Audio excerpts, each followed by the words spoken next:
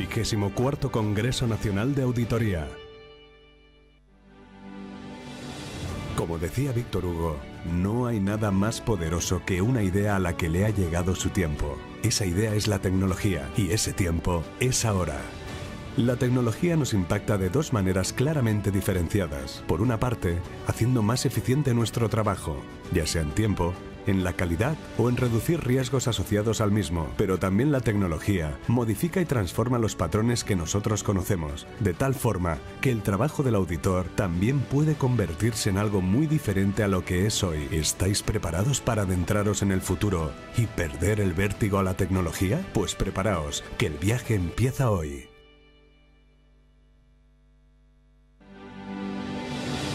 Seguidamente, damos la bienvenida a Loreta Calero, presidenta de la Comisión de Innovación del Instituto de Censores Jurados de Cuentas de España, socia directora de consultoría y socia de auditoría de Crowe Spain, que moderará la sesión plenaria Robots y Auditoría. Contamos también como participantes de esta sesión con el robot Piper, especialista en auditoría de Deloitte, y con Rubén Frieiro, miembro de la Comisión de Innovación y Tecnología del Instituto de Censores Jurados de Cuentas de España y socio de Deloitte.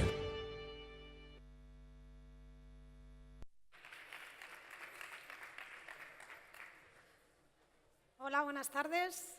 Se nos ha quedado vacía la sala, no lo entiendo si esta es la mejor sesión de todo el Congreso. Y bueno, como decía Víctor Hugo, como se ha dicho en la grabación, no hay una idea más poderosa que aquella idea a la que ha llegado su tiempo. Estamos hablando de tecnología, estamos hablando de auditoría, la idea es esa, el tiempo es ahora, ¿no? Y para eso, bueno, tenemos dos ponentes de excepción. Por un lado contamos con Rubén Frieiro, socio de riesgos de Deloitte, responsable de la práctica de ciberseguridad. Bueno, su extenso currículum ni lo cuento, CISENMED, CIRRISC, no sé qué, no sé cuántos, ingeniero de telecomunicaciones. Pero lo que más destaca de Rubén es precisamente lo que vamos a hablar hoy, que es su generosidad, su entrega, su capacidad de liderar y de ayudarnos al Instituto en un proyecto que es el proyecto más ambicioso que hemos abordado en los últimos años, que es la transformación digital de la auditoría y de todas vuestras firmas. Y Rubén, como miembro de la comisión, otros tantos que están aquí, nos está ayudando en esa labor. Y es lo que diferencia precisamente a un robot de un auditor. Y también vamos a contar con alguien más, ¿no? Yo creo que vamos a contar con Pepper. Buenas, Pepper, bienvenido.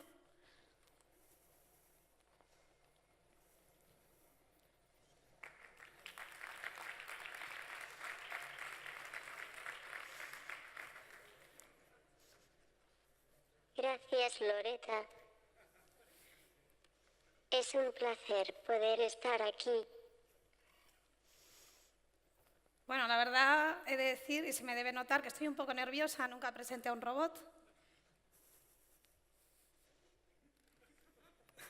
¿Qué dices? Les pasa a muchas personas cuando nos conocen. No saben cómo comportarse con nosotros. Y yo creo que el futuro será más fácil cuando se acostumbren a trabajar con nosotros. Por cierto, Loreta, ¿tú sabes lo que es el vértigo? ¿El vértigo? No sé. Miedo a la caída. Es algo diferente del miedo a la caída. El vértigo significa que la profundidad que se abre ante nosotros nos atrae, nos seduce, despierta en nosotros el deseo de caer, del cual nos defendemos espantados. Uy, te has puesto poético. Estás citando a Milan Kundera, me parece.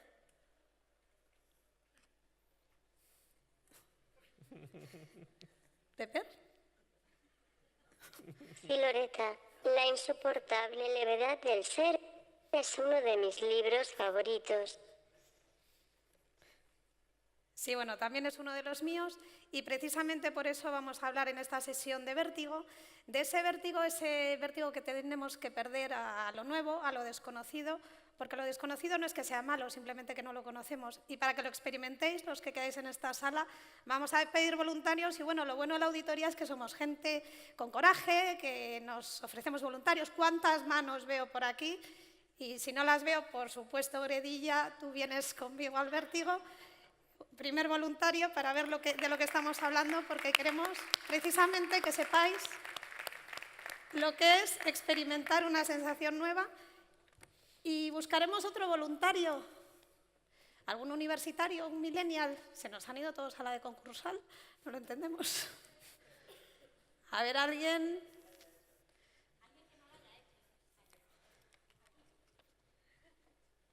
A ver, pues. Estos tienen un premio especial, que es su aportación a este congreso para hacer de él un completo éxito de esta sesión. Ahora te contesta. Y entonces, bueno, lo vamos a experimentar aquí, en vivo y en directo, para que sepamos de lo que hablamos y por qué no tenemos que tener miedo a nada.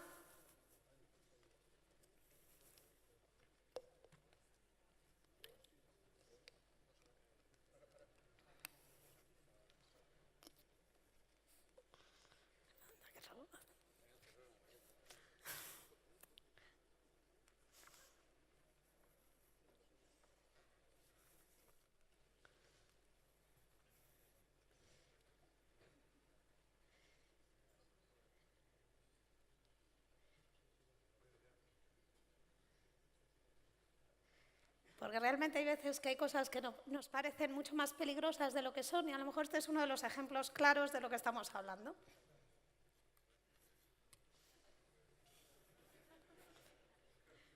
Ya veis lo que ve José Manuel con sus gafas y lo que veis vosotros.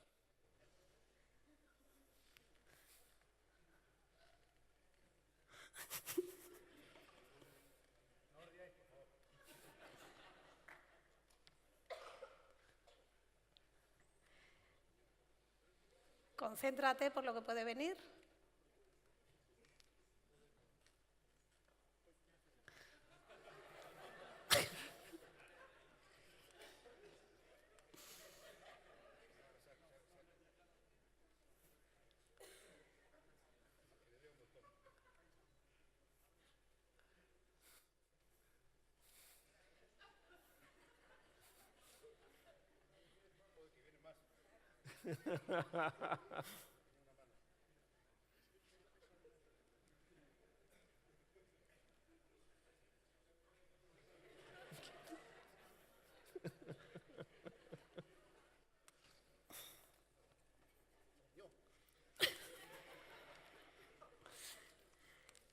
Bueno, no pensemos que el reglamento son estos zombies, pensemos simplemente que es tecnología en sí.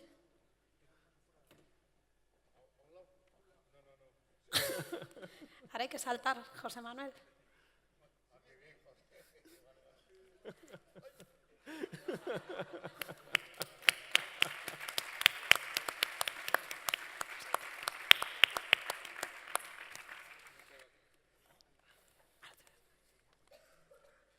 Y ahora una segunda voluntaria que representa lo que son las nuevas generaciones. Y a ver si lo coge de forma distinta.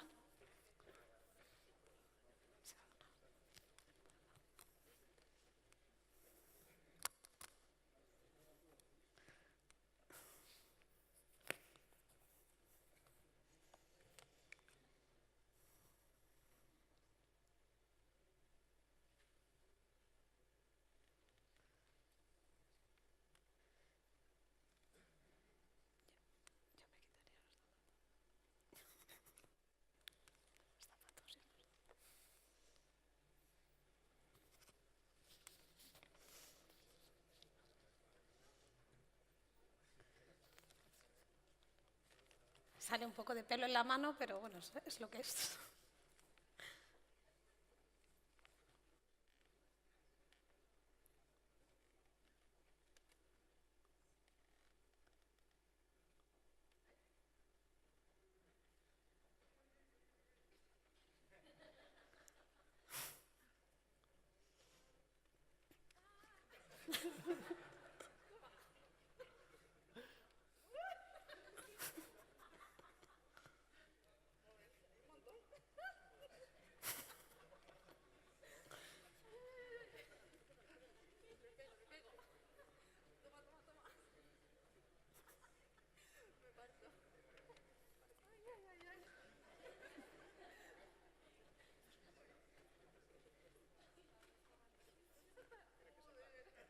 Si ahora es el momento de saltar al vacío y que no te pase nada. Te has caído.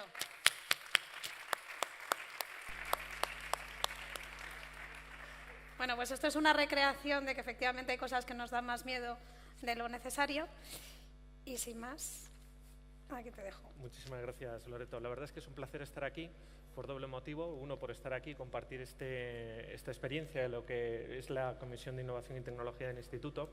Y segundo, también por la firma a la que represento. Tengo el honor de representar hoy aquí. Hemos visto un ejemplo claro de cómo las tecnologías están cambiando. Aquí la vemos aplicada a los juegos, pero imaginaros un momento, imaginarlo lo que podría ser combinada con otras tecnologías que ya tenemos ahí. Vamos a ver dos vídeos. El primero de ellos nos va a enseñar cómo, utilizando sistemas como puedan ser drones, podemos cambiar y podemos imaginar una forma de hacer la auditoría distinta, ¿vale? Dentro vídeo 1. Deloitte is committed to transforming the way we execute audits. Our forward thinking is flying us to new heights. Introducing the latest project from Audit Innovation by Deloitte, Remote Sensing Advanced Imagery Drones. Using advanced imagery, drone flight technology, and post-flight software analysis, drones have the ability to transform how we conduct inventory observations and asset inspections. This innovative technology can be used to assess inventory condition, inspect infrastructure, monitor construction in progress, measure volumes of stockpiles, and even assess crop health. Imagine, we're talking energy storage like oil and natural gas, shipping containers, commodities, or other valuable raw materials. Drones have the potential to change the landscape of asset verification. While in flight, drones acquire high-resolution photos of inventory that are uploaded into an imagery analysis software. This will enable audit professionals to digitally assess volume, height, weight, and other geometric characteristics of inventory. Drones, just one of the many examples of how Deloitte is delivering the audit of the future today. La verdad es que puede parecer que este tipo de tecnologías no están al alcance de cualquiera. Nada más lejos de la realidad. Lo bueno que tiene esta explosión de tecnología es que nos permite que, con independencia de nuestro tamaño, con independencia también de nuestra posición, podamos beneficiarnos de ella, ¿no? Y para ello, el siguiente vídeo que vamos a ver es un ejemplo claro y real de cómo se está aplicando ya por algunos de los miembros del Instituto. Dentro vídeo 2.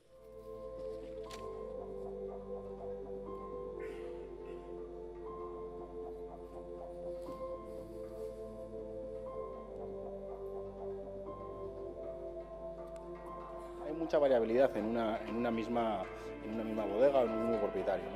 No se hace un trabajo fácil. Auditar 50 hectáreas, 100 hectáreas, 200 hectáreas suele ser visitar muchas parcelas y parcelas en ubicaciones muy distintas, con características y con valores distintos. Entonces, al final, el dron es la herramienta, es el equipo. El dron son las alas o son los multicópteros y luego está el equipo con el que trabajes, ¿no? Y con cámaras espectrales que nos van a dar la sección de color que queramos. Normalmente trabajaríamos con el infrarrojo cercano y entonces a partir de ahí ya podemos estudiar o analizar el vigor de la planta y el vigor comparativo de unas zonas y otras. Podemos detectar en una misma viña, en varias viñas, aquellas zonas de escaso vigor, aquellas zonas con problemas. Podemos llegar a la definición planta a planta. O sea, podemos saber exactamente cuántas plantas hay muertas o cuántas plantas están en buenas condiciones o si zonalmente tenemos alguna afección porque ha habido un siniestro atmosférico, porque ha habido una falta de agua, porque ha habido cualquier otro tipo de problema.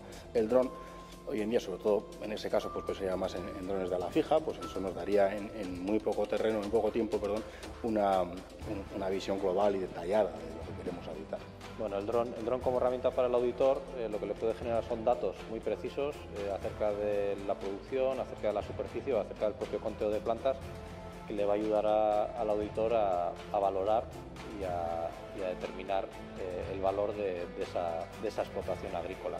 Frente a otro tipo de herramientas como los satélites, por ejemplo, la precisión del dron es mucho mayor, permitiendo determinación de superficies muy precisas, incluso la posibilidad de contar plantas, determinar mortandad en ciertas superficies que con satélite no se vería. Mediante nuestros drones y el software de procesamiento de datos podemos generar mapas de reflectancia, que al final es el dato aéreo que estima el vigor o la producción de la planta, con una precisión en torno al centímetro, 2 centímetros, para poder evaluar incluso cada una de las cepas o cada una de las plantas.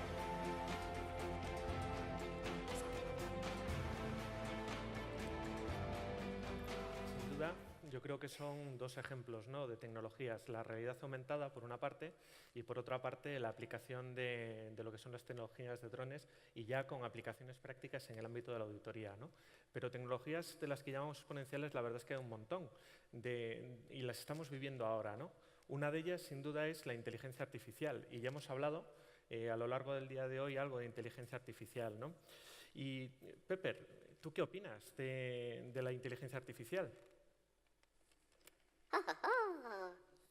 Es una de esas tecnologías que llaman exponencial por su capacidad disruptiva, aunque he de decirte que no es nueva. ¿No es una tecnología nueva, seguro? ¿Por qué lo dices?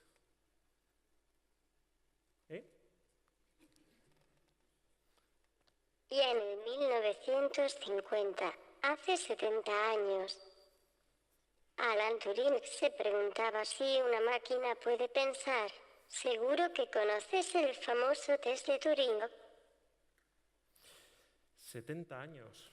Pero tú, la verdad, Pepper, aparentas muchos menos. Gracias, Rubén. Yo aún soy un niño.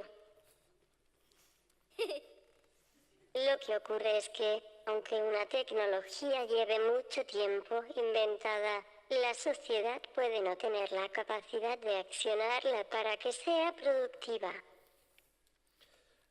La verdad es que hay firmas de auditoría que tienen ya más de 150 años, y la verdad es que no sé si llevarán esperando mucho tiempo para poder utilizarlas. ¿Crees que un auditor está preparado para poder accionarlas? La inteligencia artificial tiene muchas aplicaciones, como las que hemos visto en el vídeo.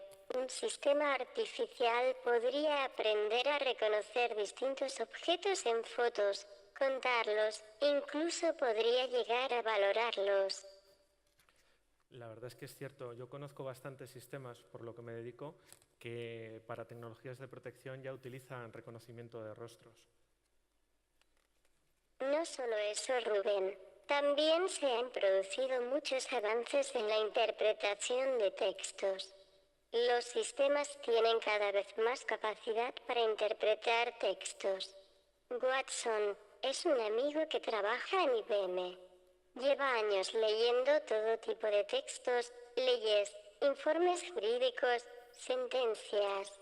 Watson, seguro que ha leído más textos jurídicos que todos los abogados de Madrid.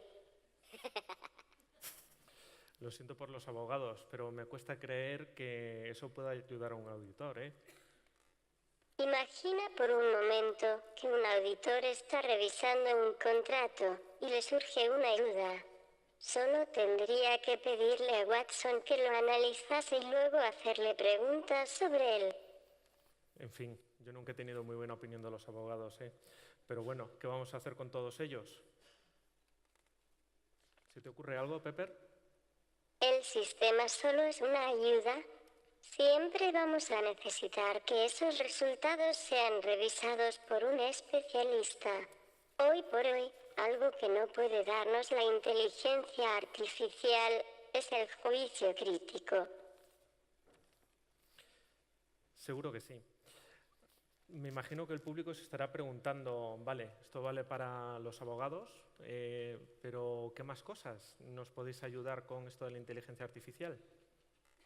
También pueden hacer muchas más cosas. ¿Te imaginas que si combinásemos la inteligencia artificial con las técnicas de data analytics, las capacidades de detección de fraude podrían ser tremendas? De hecho, esto ya es una realidad. ¿Sabías que las compañías de seguros lo llevan utilizando desde hace tiempo para detectar fraude? Analizan comportamiento en las reclamaciones de siniestros y han mejorado notablemente sus tasas de detección de fraude. Imagínalo como parte de la auditoría. Ya lo estoy haciendo, Pepper. Y la verdad es que yo creo que la inteligencia artificial probablemente es de estas tecnologías que más nos van a ayudar en el futuro y de las que más se van a desarrollar. Y me gustaría dedicar unos minutos a repasar algunos conceptos de por qué la inteligencia artificial está donde está y nos va a ayudar en el futuro. Si podemos proyectar la presentación, dentro de presentación.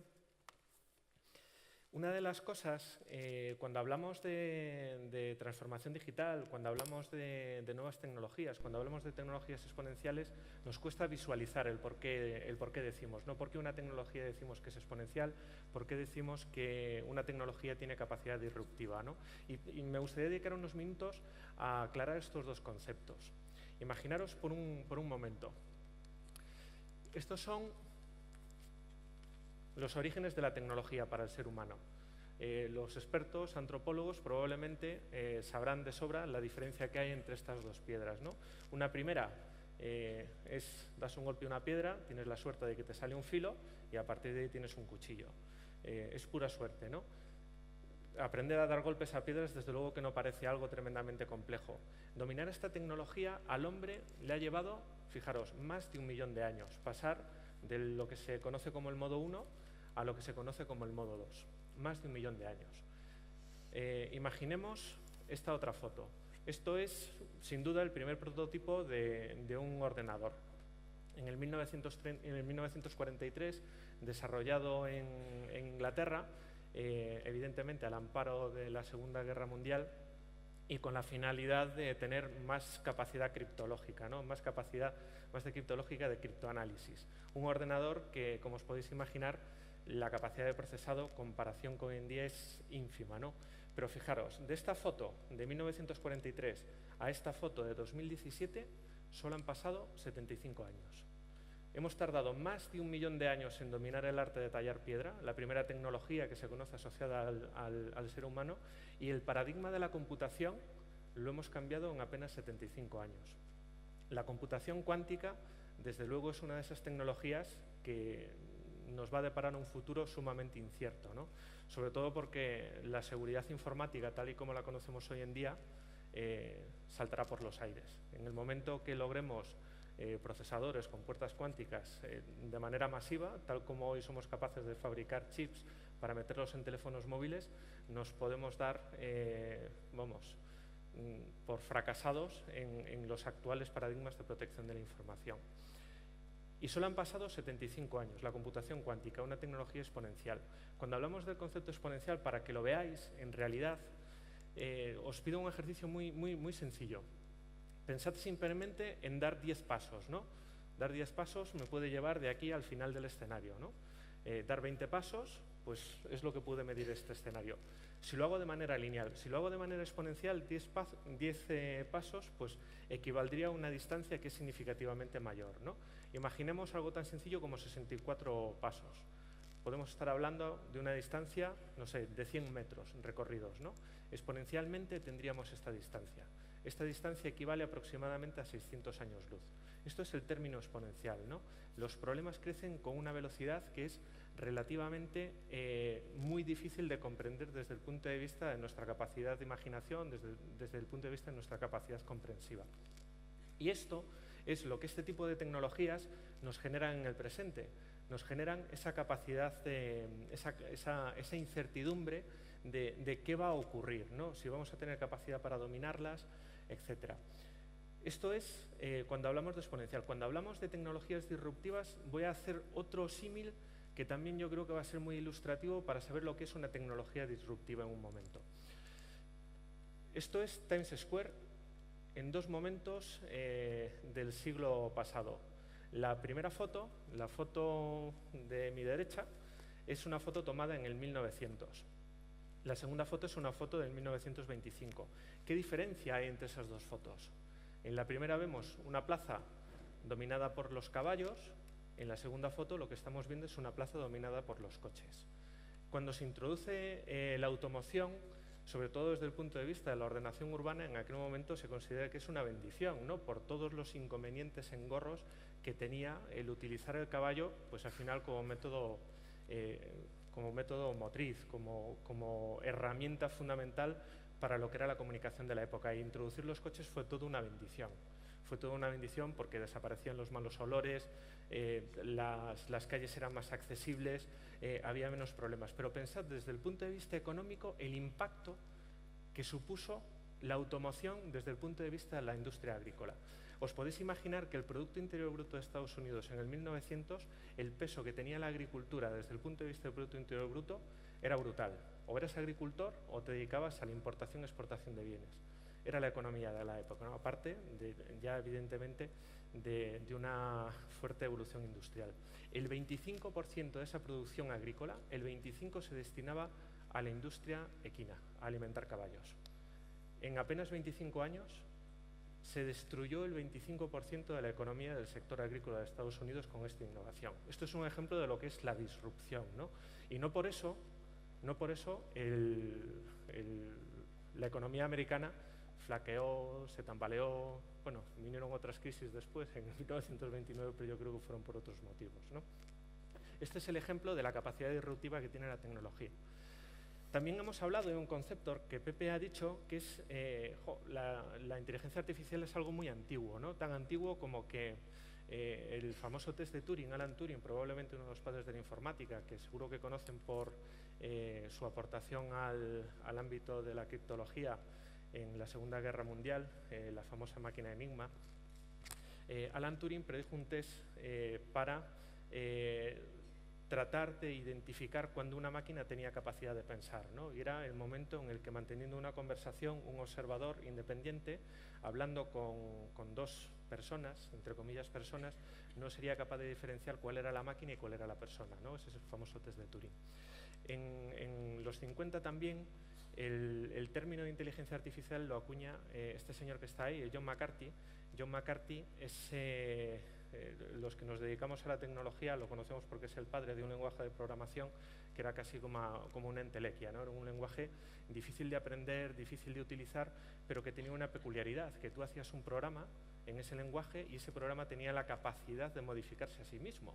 Es decir, una vez que tú lo desarrollabas, habitualmente tú haces un programa de ordenador, programas en Java, programas en Fortran, en lo que quieras, haces un programa y eso se queda estático. Coge datos, los procesa y genera resultados. El comportamiento del programa es completamente predecible. En algunos casos no, porque son programas complejos, pero digamos que el número de estados que puede alcanzar es predecible. Con este tipo de programas, los programas, cuando se pueden modificar a sí mismos, evolucionan por sí solos y evolucionan en función del tiempo, de la información que van alimentando, ¿no? Y fue el que acuñó el término de inteligencia artificial. Algo que estamos hablando de mediados del siglo pasado. Y es ahora cuando empezamos a ver el aprovechamiento, la capacidad productiva de las tecnologías. Y os preguntáis, ¿por qué se produce en este momento? ¿Por qué en este momento la economía es capaz de aprovechar estas capacidades, ¿no? Un ejemplo de que esto es una tecnología exponencial. Forrester, este es un gráfico de marzo del 2018 en el que mide la evolución de la inversión de las empresas en inteligencia artificial. ¿Veis cómo ha evolucionado desde el 2006 hasta ahora? La inversión ha sido exponencial, ¿no?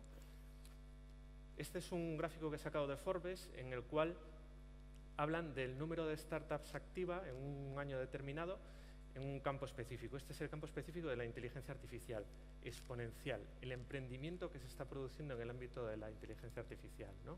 Y esto es una proyección que también está sacada de un artículo de Forbes, en la cual se trata de proyectar cuál es el beneficio económico, la aportación, la generación de negocio asociada a la inteligencia artificial dentro del campo del desarrollo o de la, digamos, de la venta de aplicaciones informáticas, ¿no? Completamente exponencial. Coincidimos entonces que estamos en una tecnología que probablemente sea disruptiva y su desarrollo está siendo exponencial. ¿Y por qué ahora? Porque yo creo que se dan tres condiciones básicas por las cuales precisamente es el momento en el cual podemos habilitar estas tecnologías, accionarlas para sacarle partido, ¿no? La primera de ellas es la capacidad de computación.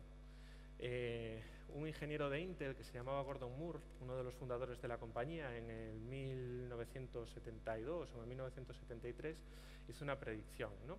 Que era sobre el número de transistores, el número de, digamos, de transistores que podríamos llegar a integrar dentro de un microprocesador, ¿no? Un microprocesador al final es la combinación de circuitería electrónica de transistores a escala de por millones, ¿no?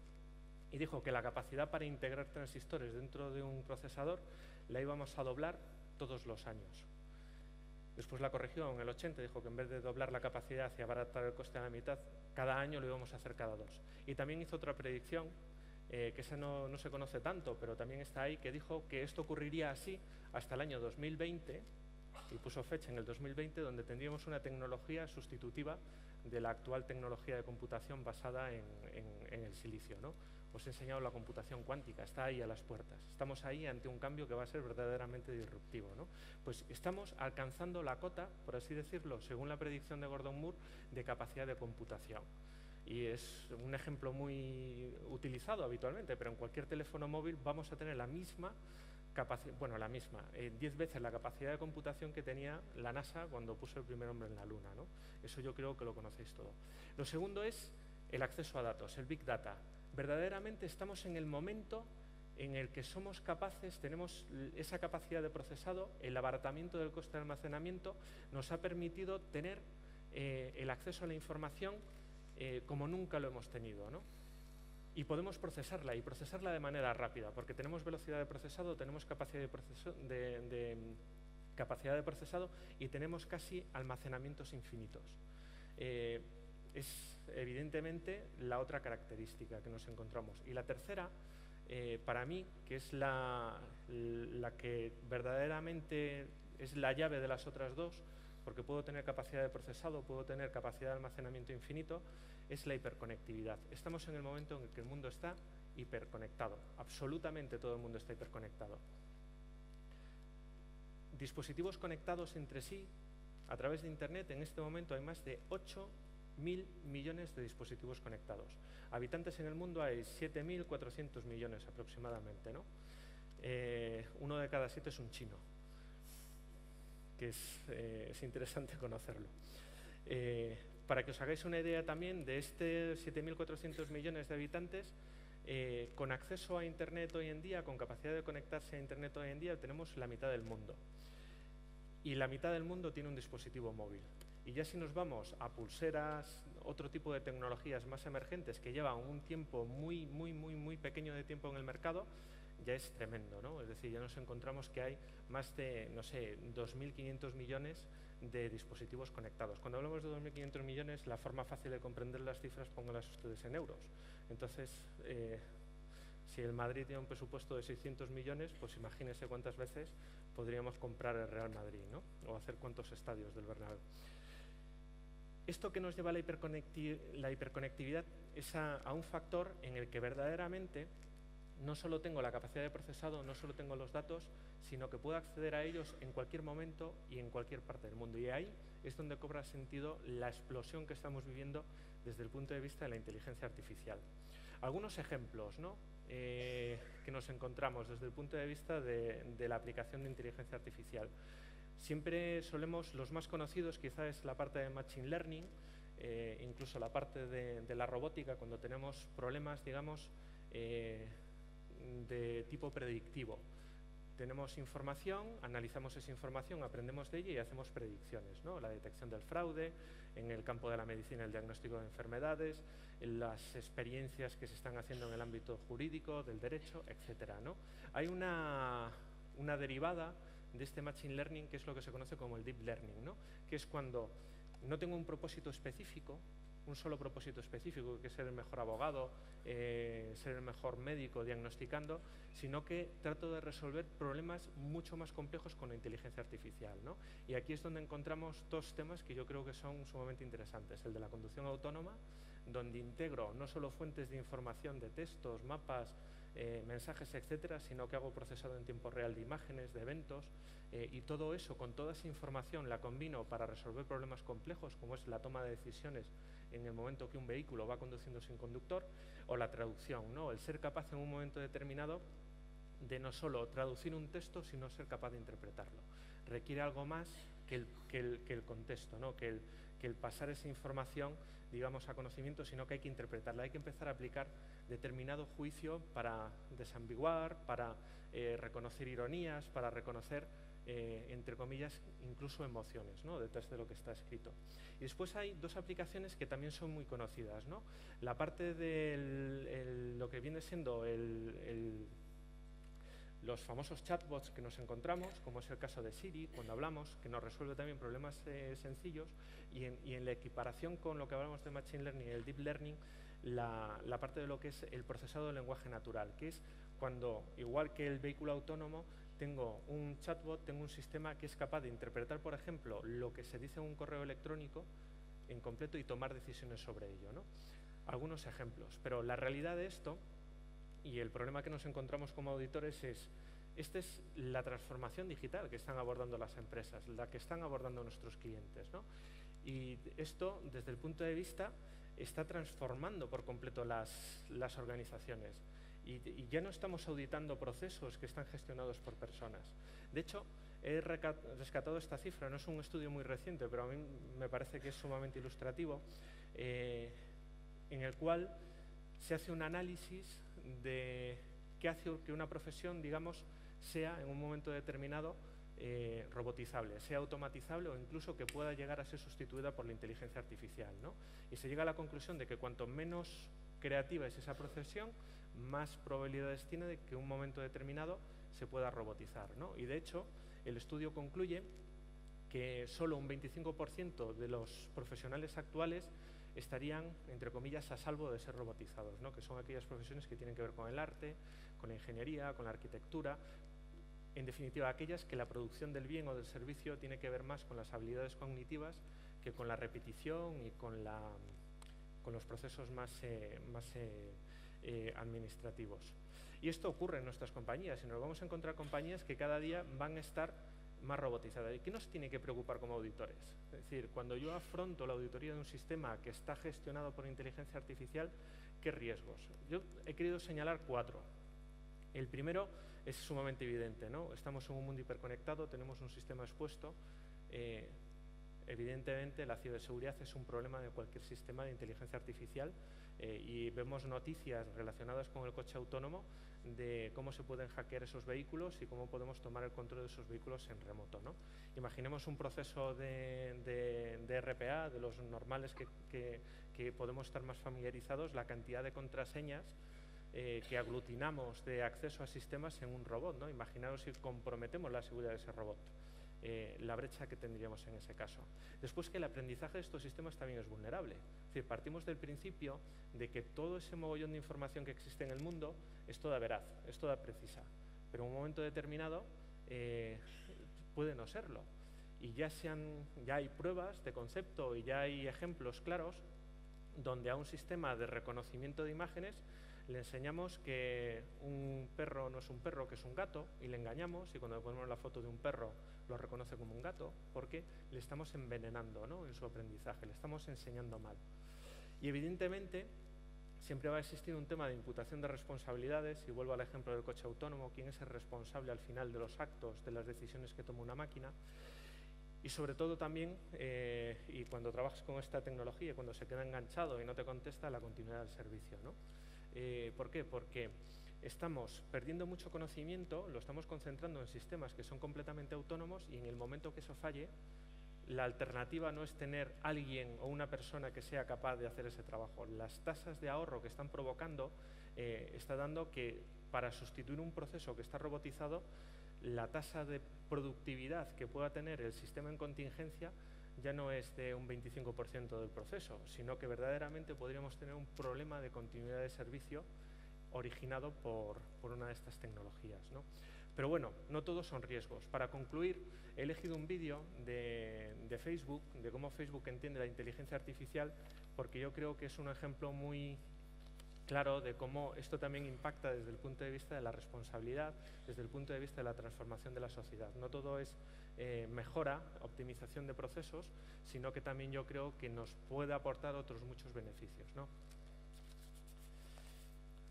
Dentro vídeo 3.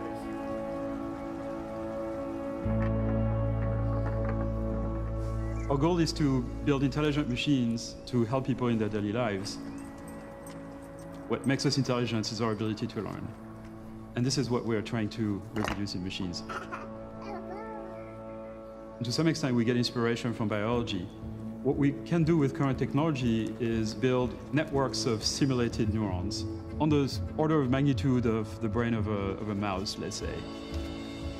So the way we train our machine, we show a bunch of images of, say, breeds of dogs, and for each image we tell it what it is. We want the machine to be able to learn to perform the tasks. The more we show them examples, the better they get. And what's very interesting is that after a while, it can do this with a new dog it's never seen before. It's able to exhibit superhuman performance on a particular task. So how can we help people's life with this? Friends 937, newsfeed. Lindsay Russell updated her cover photo yesterday at 10:29 p.m. This image may contain outdoor, cloud, foliage, flat, tree. This image may contain 6 people, child, close up, like.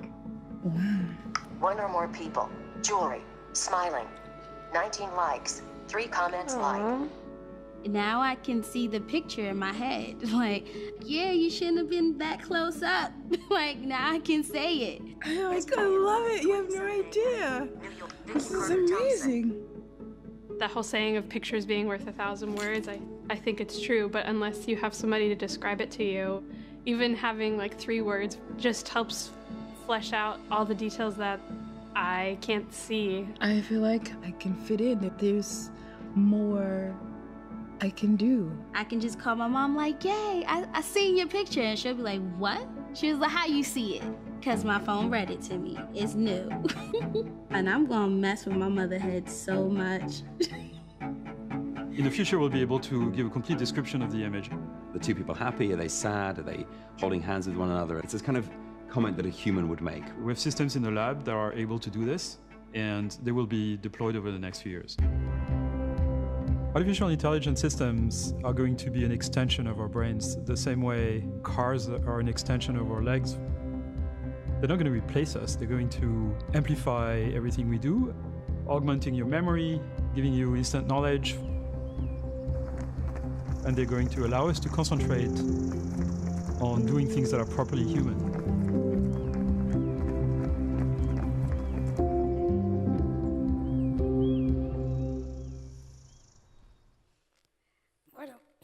La verdad es que es impresionante lo que la tecnología puede hacer por nosotros, ¿no? Cómo pone vista y ojos a aquellos que no los tienen y cómo, bueno, pues cómo es una ayuda en nuestras vidas, no tengamos miedo. No solo eso, Loreta. Hay cosas más sencillas que podemos hacer también muy bien. ¿Cómo cuáles? ¿Sabes lo que es la automatización robótica de procesos? Ay, no estoy muy segura ya. Te lo voy a enseñar con un vídeo. Vale, pues vamos a hacer dentro vídeo 4. Cuando aparezco, las personas temen lo que pueda hacer. Tranquilos, ni voy armado ni voy a saltar de la pantalla para echaros de donde estáis. Lo que nadie hace es preguntarse, ¿y si mi trabajo fuera el mismo, pero mejor? ¿Y si tuviera más tiempo para ser creativo y dedicarme a lo que realmente quiero? ¿Y si alguien hiciera por mí todo lo que no me gusta? Entre mis múltiples funciones está responderte a esas preguntas. Empecemos por quién soy. No tengo nombre. Ni siquiera tengo esta apariencia. O esta. Hasta es probable que jamás me veas. Porque lo único importante es que soy un robot personalizado para colaborar contigo y facilitarte el día a día. ¿Cómo?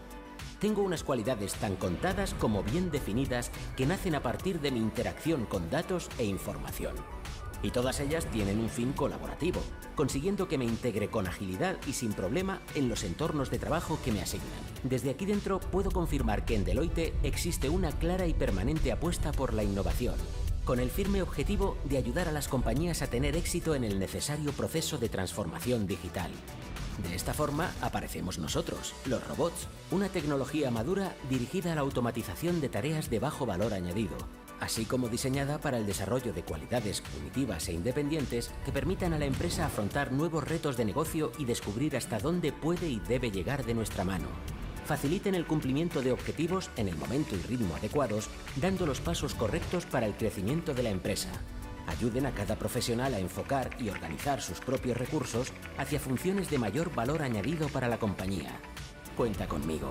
Lleva tu negocio a una nueva dimensión.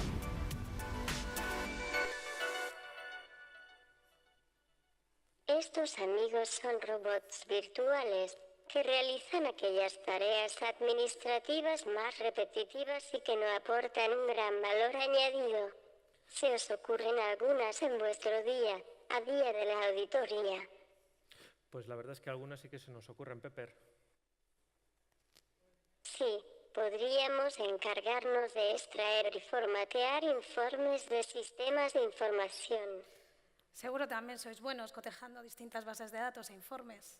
Por supuesto. Lo que también nos gusta es procesar las respuestas de las confirmaciones externas. Esto parece el fin del trabajo del junior de auditoría que vamos a hacer. A lo mejor así haces un poco más atractiva la profesión a las nuevas generaciones. Ya me veo entrevistando para un auditor junior, Pepper. Desde luego que sí, Rubén. En media, un robot de estos puede hacer en 1 minuto las tareas que a un humano le llevaría 15 minutos. Y además podemos trabajar sin descanso, las 24 horas seguidas los 7 días de la semana. ¿Y qué harían los humanos luego? Revisar nuestros resultados. Nosotros le daríamos la información ya procesada y lista para ser analizada con el juicio crítico del auditor. Bueno, eso es interesante desde el punto de vista de la calidad del trabajo, ¿verdad? Desde luego que sí, Loretta. El número de errores que se cometerían en las transcripciones de información sería muy reducido, por no decir nulo. Si algo es Pepper, Loretta es humilde. Sí, somos infalibles. A mí, ¿sabes qué me preocupa, Pepper? ¿Cómo vamos a auditar a los robots? No te entiendo. Sí, cuando el proceso que estamos revisando está completamente robotizado, ¿qué controles? Seguro que es más sencillo. En fondo, todos los controles existentes van a ser controles automáticos, con la certeza de que se van a ejecutar siempre de la misma manera. Hombre, pero alguien nos tendría que haber enseñado esas cosas, ¿verdad? Sí, es cierto. Tenemos entrenadores que se encargan de enseñarnos. Ah, ¿tú tienes uno? ¿Tú tienes un entrenador?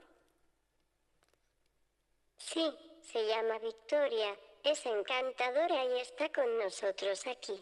Seguro que ella puede deciros cómo nos entrenan para hacer nuestro trabajo. Ah, bueno, pues que entre Victoria, ¿no? Vamos a ver si puede entrar. Bueno, Victoria, Hola. qué tarea, ¿no? Bien, bueno. ¿Realmente que tú eres entrenadora de robots? Se podría decir que sí, no utilizamos esa palabra comúnmente, pero sí, en definitiva, yo creo que el desarrollo de estas tecnologías reside en la creatividad de uno como desarrollador, del que está detrás. Entonces, sí, podría decirse que somos como sus entrenadores. Bueno. Oye, cuando abordáis una tarea de robotización, ¿cómo hacéis la gestión del cambio? ¿Cómo abordáis esa? Pues evidentemente, como todo, va a haber personas fanáticos de la tecnología que estén a favor de todo esto y va a haber personas que no. Entonces, pero esto lo hemos tenido desde hace mucho tiempo. Las grandes revoluciones industriales obviamente han tenido sus retractores y estas personas han sido arrolladas por todo el progreso y el cambio que ha habido. Entonces, no nos queda de otra más que ir de la mano de este cambio, de esta transformación. Y también debo decir que muchas de las empresas, de las grandes empresas, han tenido muy buenos resultados con nosotros y han apostado por esta evolución y por esta tecnología. Entonces, creo que vamos por buen camino. Bueno, y para darnos una pista, ¿qué características tiene que tener un proceso para poder ser robotizado? Poniéndonos ya en el tema de robotización, cualquier proceso puede ser automatizado. Sí que es verdad que es mucho más sencillo para nosotros hacerlo en aquellos que contienen tareas repetitivas o de gran volumen o que tienen una tipología de back office. Pero siempre, y Pepper ya lo ha comentado, que hay que hacer hincapié en que sean procesos que no sea necesario ese juicio crítico, ese razonamiento estratégico, porque al final estamos hablando de máquinas y siempre van a necesitar esa parte de nosotros. Bueno, y como estamos aquí con auditores y hay incertidumbres, ¿no?, sobre nuestra profesión, ¿qué debe tener un profesional como tú para ser un entrenador de robots en el futuro? ¿Qué cualidades tiene que tener un profesional? Básicamente, lo que he dicho, el pensamiento lógico. Eso es muy, muy importante, el poder detectar y resolver problemas en el momento.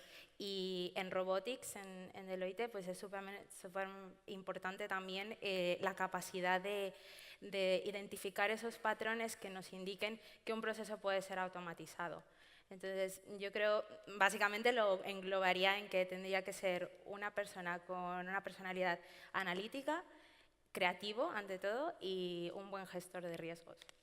Bueno, o sea que vamos a usar las dos partes del cerebro. Bien, bueno, pues, entonces vamos a poner un último vídeo que resume un poco lo que hemos estado hablando, unas conclusiones, y luego si tenéis alguna pregunta, pues podremos abordarla.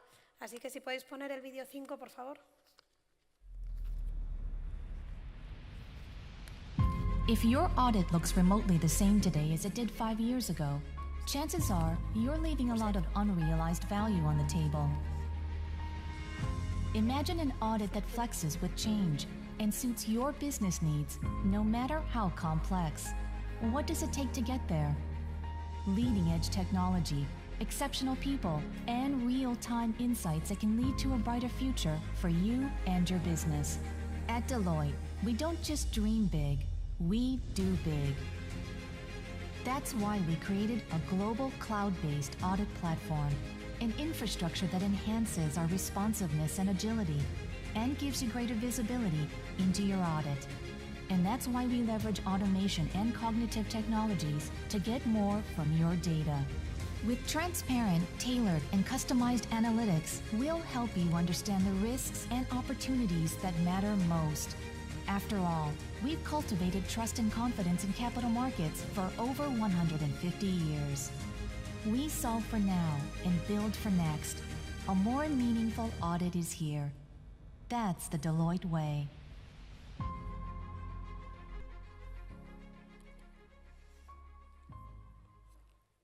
Bueno, no sé si hay alguna pregunta. Yo, si llega por la app del Congreso, yo como Javier Quintana sufro de presbicia. Anticipada, por cierto, porque no es por edad, ni muchísimo menos. Ya lo voy diciendo. A ver, algunas preguntas. Nos preguntan, Rubén, la puedes contestar tú, luego yo si quieres añado algo. ¿Cómo será el trabajo del auditor junior? Buena pregunta. El de Pepper. Yo creo que el de Pepper, mucho más sencillo, ¿no? Desde luego que en este entorno que cambia, algo que va a tener que cambiar sí o sí, van a ser las capacidades, ¿no?, que necesita la gente, que necesita el equipo. Y igual que cambia la profesión, que se transforma la profesión con todo este conjunto de herramientas y de nuevas tecnologías, sin duda los profesionales que nos dedicamos y os dedicáis a ello van a tener que cambiar en el futuro, ¿no? El futuro yo lo veo que el auditor junior del futuro va a ser probablemente una persona mucho más motivada por su trabajo.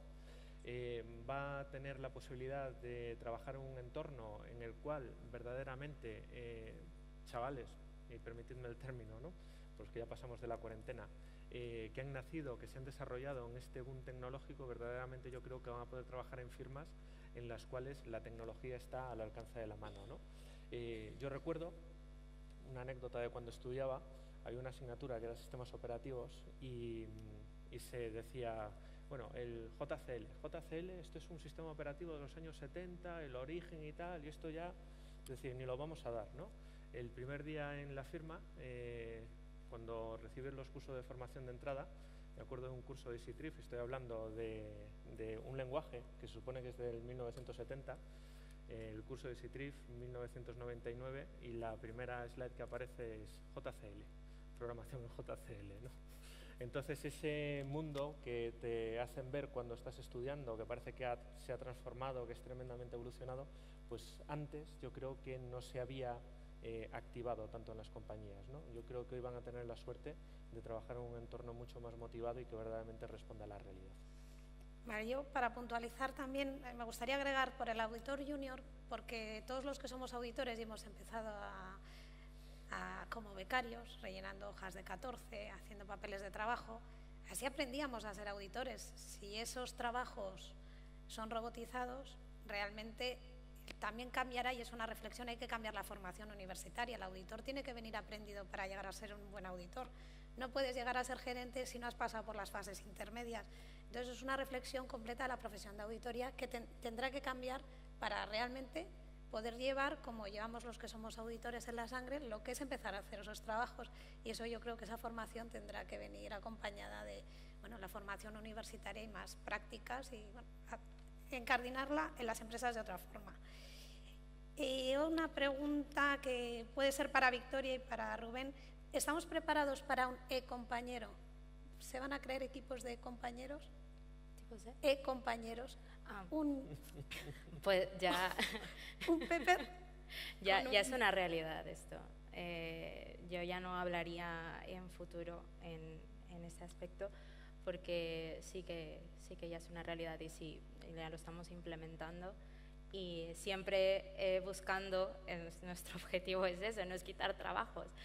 Nuestro objetivo es que las personas puedan hacer en realidad lo que les gusta y yo lo veo ya, porque ya se está implementando. Desde luego. Y aparte yo creo que va a cambiar, si ahora no sé el porcentaje final que pueda tener un especialista, ¿no?, dentro del papel de la auditoría, eso también va a cambiar en el futuro, ¿no? Entonces, no solo por la necesidad de trabajar con compañeros, sino que dentro del equipo más humano de la auditoría también nos vamos a encontrar perfiles que yo creo que ahora no los vemos. Más allá de un abogado o un auditor informático, va a tener cabido otro tipo de perfiles que va a hacer esto mucho más divertido. Vale, una pregunta que puede ser para Rubén y también añadiré yo luego algo, que es cómo se traslada la cultura de una compañía a un robot. Pues eso sí que yo creo que es un reto, ¿no? Es decir, si hay algo que verdaderamente nos hace humanos y nos diferencia de las máquinas, yo creo que es la capacidad del juicio crítico, ¿no? El juicio crítico, pues al final yo creo que se va formando, los años te van dando experiencia y todo el aprendizaje acumulado en una vida pues es el que te permite esa capacidad subjetiva en un momento determinado, esa capacidad de intuición que hace que un trabajo sea verdaderamente humano, ¿no? Lo podemos llevar al ejemplo de las composiciones.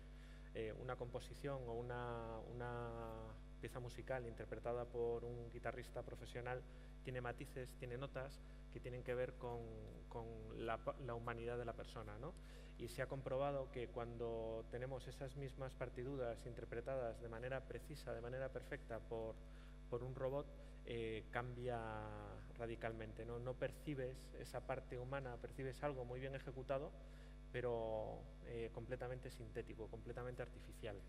Y eso, trasladado al mundo de los valores, yo creo que una parte importante de los valores van a tener que estar en las personas, en los líderes de las organizaciones, en los profesionales que la integran, y creo que ahí es lo que precisamente nos va a dar una ventaja competitiva y por las cuales las máquinas no van a comernos todo el terreno. Sí, ya que me quería referir a cuando te presenté antes, ¿no? Efectivamente la diferencia entre las personas y los robots es eso, ¿no? La capacidad de las personas de liderar, de motivar, de transmitir valores y cultura.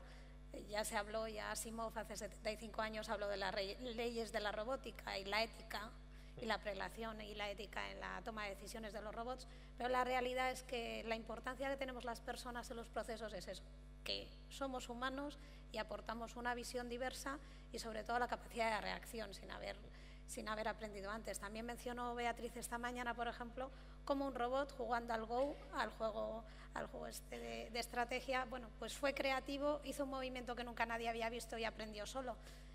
Pero no veo, y Pepper es encantador, no le veo motivando equipos y trasladando la cultura de una firma como la vuestra o como cualquiera de las firmas de aquí. Yo creo que eso le queda camino. De hecho, si me permites una pequeña anécdota, cuando se produce, creo que es en el 1996, no recuerdo exactamente el año, en el que Deep Blue, el sistema de inteligencia artificial, gana por primera vez a Kasparov, lo hace con un movimiento que él innova. E innova un movimiento que curiosamente es una estrategia que utilizaba su mayor, entre comillas, enemigo en el ajedrez en aquel momento, que era Kasparov, ¿no? Y eso le genera una tensión porque siente lo mismo como si estuviera jugando contra su otro oponente, ¿no? Incluso llega a cuestionar el que no estaba jugando contra una máquina, sino que el que estaba detrás de la máquina, pues, su enemigo íntimo, ¿no? Y es un ejemplo de... También pueden innovar, yo creo que eso lo veremos, se puede innovar, se puede ser creativo, hay poemas ya compuestos, Google ya ha publicado poemas compuestos por proyectos de inteligencia artificial que tienen ellos, que los lees y suenan con una perfección, pero la interpretación, la humanidad que hay detrás, eso de momento yo creo que no va a ser sustituible. No, desde luego un robot cocinero, por ejemplo, un brazo que se meta en un horno y soporte temperaturas extremas, no creo que sea comparable a un gran cocinero de los 5 estrellas Michelin.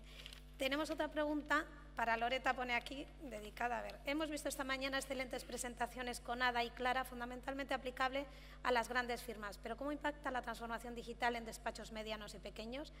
¿Hay alguna iniciativa en esta dirección del Instituto de Censores Jurados de Cuentas?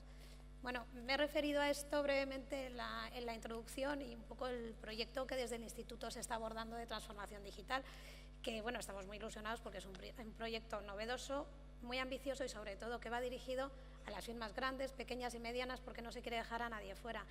Y es precisamente eso, hacer una hoja de ruta digital para que las firmas, en función de su madurez tecnológica, su capacidad de inversión y la propia estructura de las firmas, porque no todas las firmas, independientemente que sean de mayor o menor tamaño, tienen la misma capacidad y las mismas ganas de abordar determinados retos. Incluso las firmas más medianas, en determinados casos, pueden ser mucho más ágiles para abordar esta tecnología, mientras que las más grandes, y aquí lo sentimos, pero hay veces que sois más presas de las inversiones que habéis hecho en el pasado. Entonces, bueno, esto es un mensaje esperanzador. Desde el Instituto estamos ilusionados con el proyecto, estamos convencidos que todos vamos a dar un salto exponencial, como los que dice Rubén, tanto las firmas más grandes para ayudarles a lo mejor a encontrar otras firmas más pequeñas y determinados desarrollos que sean de fácil implantación y que les hagan proyectos un poco más livianos, las firmas pequeñas y medianas para adoptar esas tecnologías en sus procesos y que todos podamos hacer ese cambio. Ahí y ya hacemos nuestra mención a lo que es la Comisión de Innovación y Tecnología, a la que pertenece Rubén. Pertenecen varias firmas de auditoría, grandes, pequeñas, medianas, y hemos confiado también en antiguos miembros de la comisión. Bueno, es un proyecto de gran envergadura y que no podíamos acometer solos, a pesar de la generosidad de las firmas que participan en la comisión, porque necesitamos gente que esté 24 horas trabajando para nosotros. Y bueno, tenemos una consultora que se llama VIP, que nos está ayudando a todo este proceso de transformación y que entendemos que vamos a poder llevar y vamos a poder presentar los resultados en un plazo no muy largo.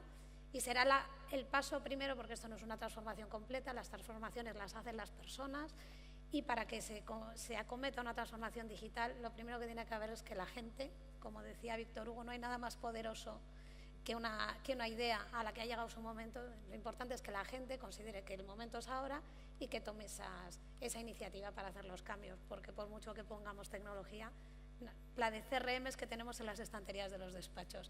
Y ahí, bueno, pues Rubén es una parte muy importante de este proyecto.